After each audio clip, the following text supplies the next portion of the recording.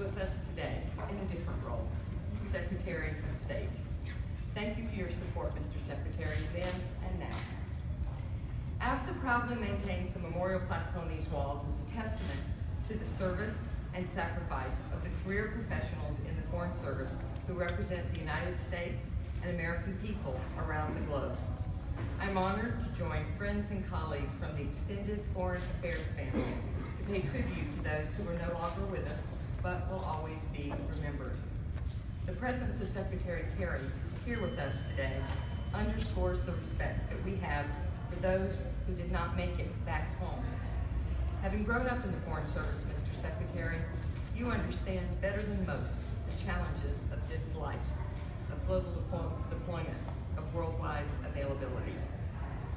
Today, I also welcome many leaders from across our community. USAID Administrator Gail Smith, Deputy Secretary Heather Higginbottom, Undersecretary Pat Kennedy, Assistant Secretary Greg Starr, Assistant Secretary Ann Patterson, Director General Arnold Chacon, Foreign Commercial Service Deputy Director General Judy Ranke, USAID Counselor Susan Reichley, and Ambassadors Zalmay Khalilzad, Jim Jeffrey, John Negroponte, Joe Saloom, Pat Buchanan, and William Cobb. Most importantly, we are joined today by the family of today's honoree, Stephen Farley. Thank you for being here. We hope that the addition of Stephen's name to this permanent honor roll will give you some comfort. I'm also touched that Foreign Service Officer Denise Marsh is with us today. Denise was with Steve in Sadr City when the attack occurred, and she was awarded the Medal of Valor for her actions. Thank you for being here, Denise. Steve is the 7th person honored on this wall as a result of his service in Iraq, a reminder of the challenges and indeed the perilous environments in which we serve. Members of the Foreign Service deploy worldwide to protect and serve America's people, interests, and values. Deploying worldwide inevitably means that we run into risk, we run into harm's way. We know these risks are inherent in our mission and ask only for a good faith effort to mitigate those risks so that we can do our job. Maintaining the strong, enduring global presence needed to effectively pursue America's foreign policy interests. Since 1933, when this plaque was first unveiled, we have inscribed 247 names onto this wall. Today, that number grows to 248 as we recognize another American who proudly served his country and whose loss is still felt, not only by his family and friends, but also by the community in which he served. To Steve's family and friends gathered here, I express our deepest sympathy for your loss and our enduring gratitude for his service. I now ask you to stand as the United States Armed Forces Color Guard presents the colors. Will you please remain standing to join me in saying the Pledge of Allegiance. Halt! Forward, march!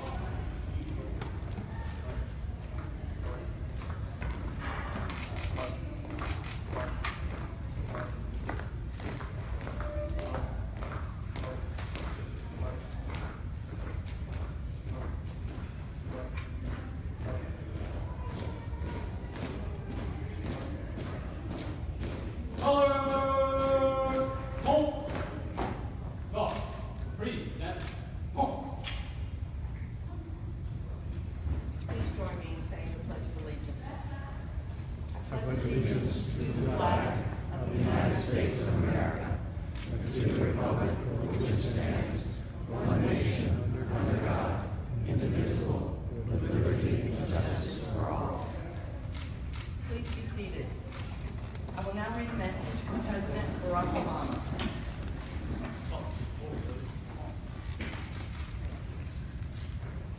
I send greetings to all those observing Foreign Affairs Day 2016 at federal agencies and at embassies, consulates, and missions around the globe. America has always been driven by women and men with a commitment to upholding the values of freedom and equality. The dedicated professionals in our Foreign Service carry this legacy forward every day, working to protect our collective security and representing the best our nation has to offer, both at home and abroad. On Foreign Affairs Day, we thank the members of our Foreign Service for their tireless efforts, and we honor the memories of their fallen colleagues.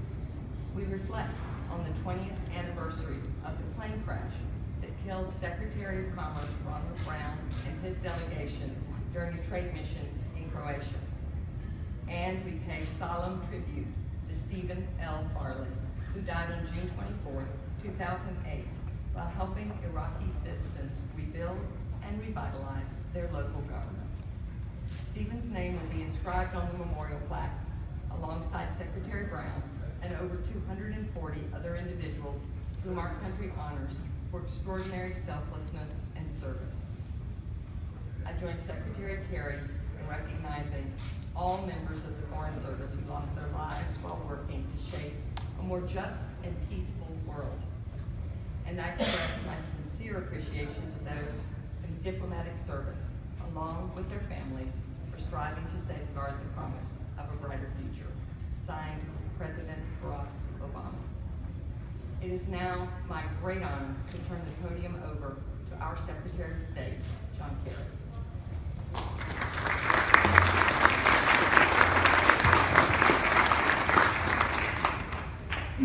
Well, Barbara, thank you very, very much. Thank you for your tremendous work with AFSA. Never forget folks who are on active duty or retired, and we're very grateful to you for that. Good afternoon to everybody. Thank you all for being here. Barbara has listed the names of all our distinguished guests, so I just want to thank all of them for being here. I'm particularly grateful to the senior leadership of the State Department and the ambassadors and various. We're very appreciative that you came here to honor not just Stephen, but everybody whose name is on this plaque. Donna, Brett, Cameron, and Chris, and the entire Farley family, distinguished guests of the Farley family. We honor a very special individual today, Captain Stephen Farley. He dedicated his life to defending our nation and to promoting our values. And he lost his life in a service to our country's ideals of justice and liberty for all when he was working in Iraq to deliver that to other people because he believed in that so deeply. Many of us already know Steve's story. The proud son of Oklahoma, the small business owner in Guthrie, a sailor and a naval reservist who served in Korea, Japan, and Iraq.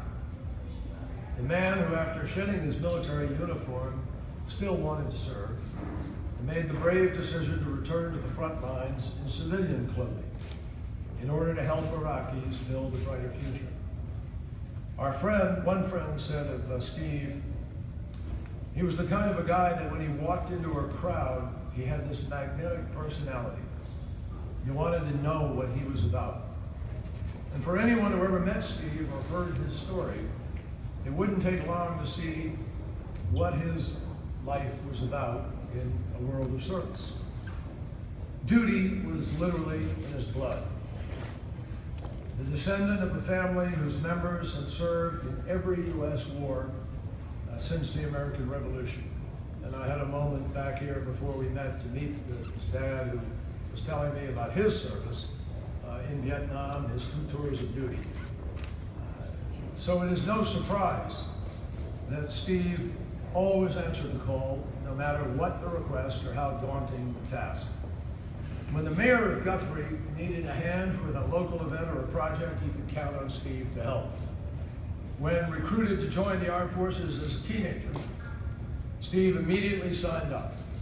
And when he finished college and then business school, he re-entered military life. When active duty ended, he continued on with reserve duty. When the 9/11 attacks shocked our nation, Steve was called to action once more. And when his career in the Navy came to a close, he joined the State Department's effort to stabilize, secure, and rebuild Iraqi communities. After all that time, after he had seen and experienced and given so much, you could forgive any person for becoming jaded or cynical. Not Steve. As he wrote to family and friends from Baghdad, just months before his death, what matters is that these people only want for their families the things that every American wants for theirs: safety and security for loved ones, the opportunity to see children grow and learn to become adults, pursuing those things that give us peace with our God and a sense of reason for our existence. Such powerful words completely capture Steve's empathy and his optimism at the same time. And they reflect as well the faith and the commitment of so many of the foreign affairs professionals who represent our nation across the globe. It is fitting that Steve should be remembered by what he did for others, by his selfless actions and his unyielding belief in the better angels of humanity. That's simply who he was. As another friend and fellow naval officer put it, he showed us how to live our lives, adding, sometimes when you meet someone, you don't realize that they're a hero. So public servant, friend, hero, beloved husband, father, brother, and son. This is what Steve Farley was all about. This is his legacy. And today his name has been carved into the marble of the State Department. Throughout his career, his deeds have been inscribed heretofore in the lives of the people that he met, and the difference that he made, the people he touched and helped. Now and always, his story is going to be etched in the hearts of all that knew him and who loved him. His heroism will continue to inspire everyone who carries forward the daily work of this department.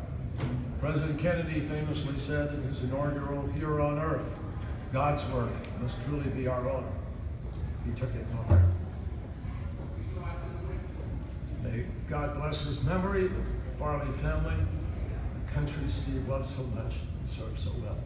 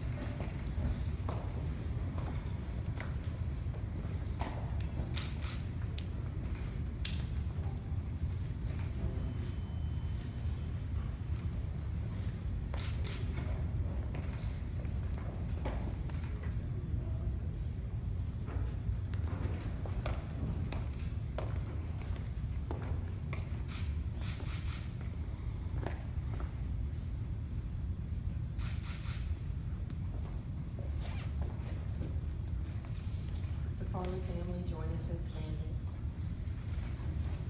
Please stand, everyone, as the United States Armed Forces Color Guard retires